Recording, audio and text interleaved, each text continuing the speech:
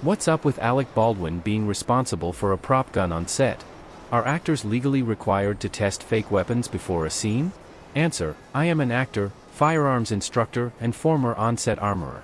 The rules are pretty clear on how to hand a weapon over to an actor.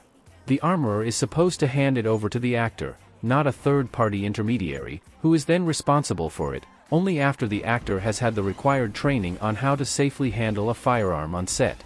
The actor should not, under any circumstances, let anyone else other than the armorer take the gun from them at any time. The armorer should show the weapon to be safe when handing it over, and the actor should be taught how to show the weapon safe when handing it back. On our sets, we would have a second or a third pair of eyes also at the handovers to ensure that the weapon is safe.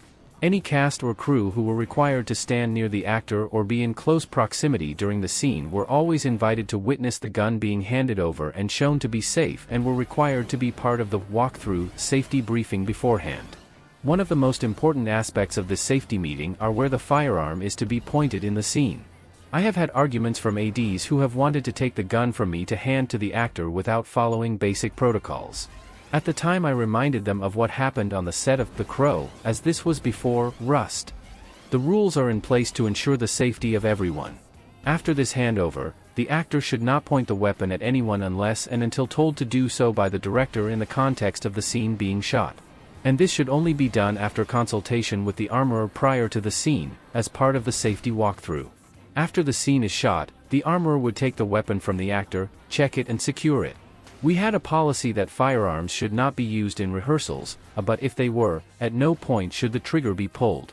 At no point should the armorer have live ammunition on set. There is literally no need for it at all, and it is against the agreed-upon rules and regulations. The rounds should be loaded immediately before the scene and usually would be removed immediately afterwards. Even so, a firearm should always be considered live and treated with the corresponding due care and respect. All of this is common sense and none of it is controversial, and I would hope that many other firearms users not in the industry would see the sense in these precautions. With this in mind, Alec Baldwin received the firearm from David Halls, a safety coordinator and assistant director, not the armorer, and was told it was safe. He shouted, "Cold gun," meaning the gun was not live. Interestingly, Halls had witnessed two NDs in the days before the accident and had failed to take any appropriate action. Also, in his position of safety coordinator, he should have checked the gun was indeed cold before handing it over, in my opinion. While the buck might stop somewhere else, he is still in the chain of negligence, and pleaded no contest to the charge of negligent use of a deadly weapon, and was convicted of that last year. Baldwin did not check the firearm, and seemingly the person who handed it to him did not check it either. The armorer was not on set. The armorer should always be on set when firearms are being used to ensure safety protocols are being followed. Usually an armorer should give an all clear once firearms are secured.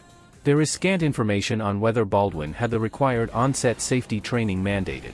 Even if he had been using guns on set for decades, it's still required to go over things with an actor before the scene. As an actor, he may be culpable for the incident if it can be shown that he acted negligently when in possession of the firearm.